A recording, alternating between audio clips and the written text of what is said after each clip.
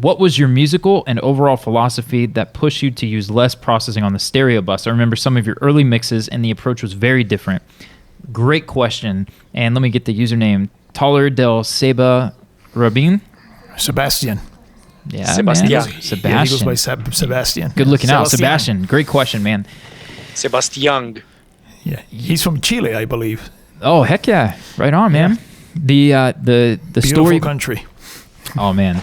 But there was there's some drone footage I recently saw, getting into drones a little bit. I saw this from Chile. Correct me if I'm wrong. I think it was a volcano or something in Chile that they were shooting footage from. I may be wrong. It might have just been the mountains. But okay, so the question, great little story that goes with that. I put a bunch of stuff on my stereo bus because I saw people like Dave Pensado and others doing it. I also pictured, if you're in the studio, I kind of came up at a time where it wasn't so much analog, but it was still there.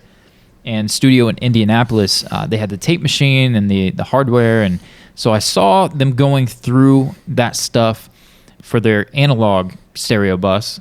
Then you think it's going to hit the tape machine before it goes back. So that kind of chain was in my mind as sounds good. And so I would use that. But my gain staging was terrible. The tracks that I was mixing for the most part were home recordings, and it felt like I just needed more to make them sound better. It felt like I was always adding and doing something to try to improve the sound. One day I get mixing for the Mix Academy. I get this talented artist named Ash Gale who sends me some multi-tracks to mix. Super popular, probably the most popular ones we've ever had. A couple of them you can still get in the Mix Academy when you join the mailing list at themixacademy.com. But his tracks were so well recorded. My first go at mixing his song, I pushed it up, and the two bus, it just felt like I didn't even know it was a two bus at first. I was just like, man, this sounds like crap. What am I doing wrong? And so I turned everything off. I started chasing my tail. I finally realized it was all the processing on the two bus. The Studer was shifting the bottom end to not a pleasing way for that particular set of tracks. And I just felt like if I'm going to do this, call it top-down mixing or whatever, and it has its place, and I like the concept, I need to do it tailored to the mix, to the tracks that I'm working with, and not just have a Pultec with top and bottom boosted for every single mix and a Studer that features, whatever the different tape, I'm drawing a blank now, but the different tape styles and how you get the different frequency response. And so I said enough of that, and I'm going to start with just Slate's virtual mix bus on the two bus. And then from there, I'm going to build it like a house. And if I need some bus compression, if I need it, if the song could be benefited by adding some glue, then do it. Great. If I feel like it's a genre where some aggressive or tape saturation would be great, then I'll add it early on, kind of just after that rough mix phase.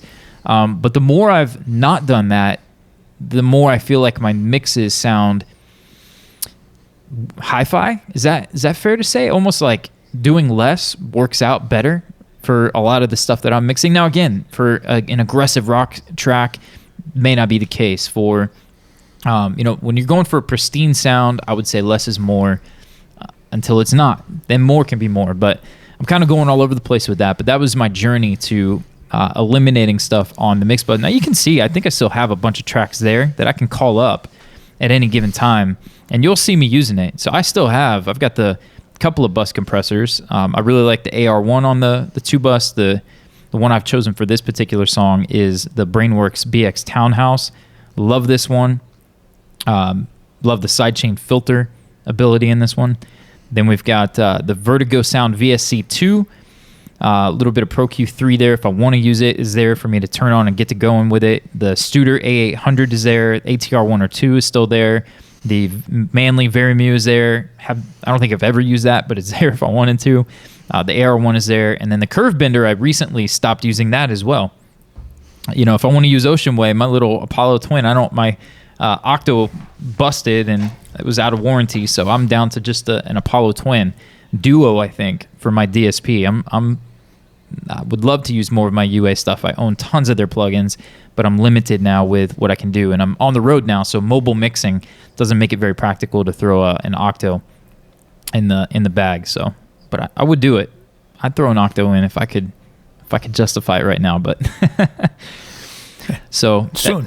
Very yeah, soon. hey man, there's me blabbing about the two bus, but that I rely more on the parallel compression now and the clipping into the limiter.